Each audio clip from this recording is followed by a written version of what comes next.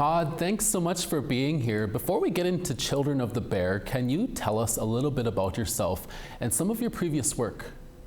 Yeah, definitely. So I'm from Edmonton, Alberta. I'm a registered band member on Paul First Nation. My family's also from Pigeon Lake. But I currently live here in Montreal, where I went to the National Theatre School and where I currently teach at the National Theatre School. So yeah, I've been working as an actor for quite a few years now. Some of my more notable work would be Folk Lords, which is my sketch comedy web series TV show. And I've also written a play called Whiteface, which kind of went around the Fringe tour, the Fringe circuit, and we received a lot of great reviews from that show. But yeah, primarily I work as a theater stage actor. I've done a little bit of film through that Folklords, and as well as my dad's TV show, Caution May Contain Nuts. So yeah, that's just a bit of my more notable work, I would say. Sounds like a fun and interesting life, Todd. You received the RBC Emerging Artists Award just last year. What did an honor like that mean for you?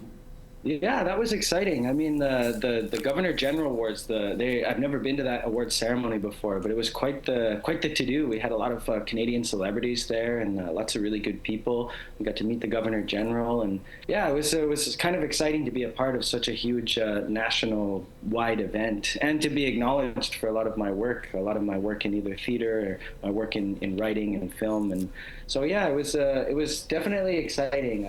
I got to dress up in probably the nicest clothes I ever got to wear, and yeah, it was cool. I got to meet Thompson Highway, the famous playwright, and yeah, it was really an incredible experience. That's so awesome. There's a lot of Thompson Highway fans here. Children of the Bear sounds like such a cool and immersive play. Can you tell us about it?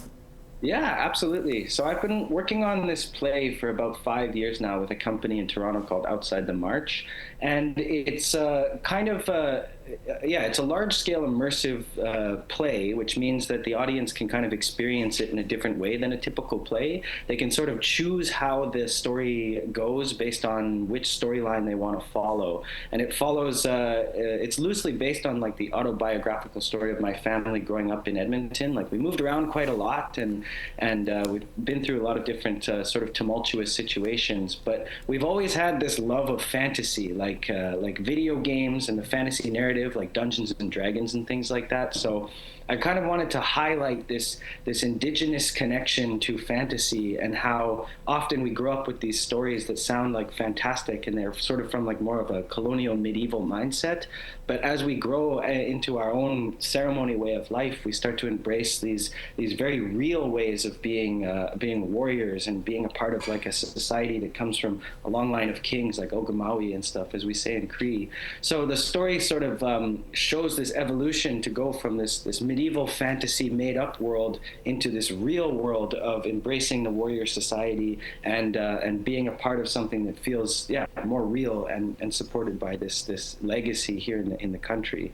So it's like we play with like fantasy narratives like swords and wizards and things like that, but then they slowly evolve and change into warriors, into Ogikshitawak. That's really cool and interesting. And Todd, what do you hope audiences learn or take away from the play?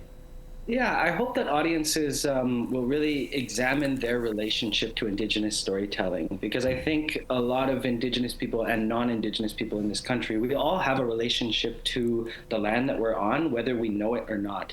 So I want people to start to think about what their relationship is to these stories, and present them with an opportunity to either delve further into that or to become more further separated from that, which is kind of like how video games offer you these options where sometimes they're not always clear. But I want people to start to just examine what relationship they have or don't have to Indigenous storytelling, and allow them to live within one of our stories for an evening. And finally, Todd, where can people see Children of the Bear, and are there hopes to take it to other locations? Absolutely. So yeah, we're showing our presentation at the Wasagachuk Festival here or in Toronto with Native Earth Theatre, and we're going to be showing that on the 21st and the 23rd of November. And this is kind of our first time testing a lot of these game mechanics with the audience, because it's not like a typical play. So we're going to be exploring a lot of these ways of sharing a part of the story. But then, yeah, we absolutely have plans both next year and the year after to start touring this show to as many communities communities as we can. So yeah, we'd love for you to come on out and check out the show if you're in Toronto, and see if you can help us start spreading this story around the country. We'd be happy to help. Very innovative there, Todd. That's Plains Cree writer and actor Todd Houseman from the Treaty 6 territory, currently residing in Montreal. Todd, thank you so much for your time. Yeah, thanks for having me. Great to chat with you.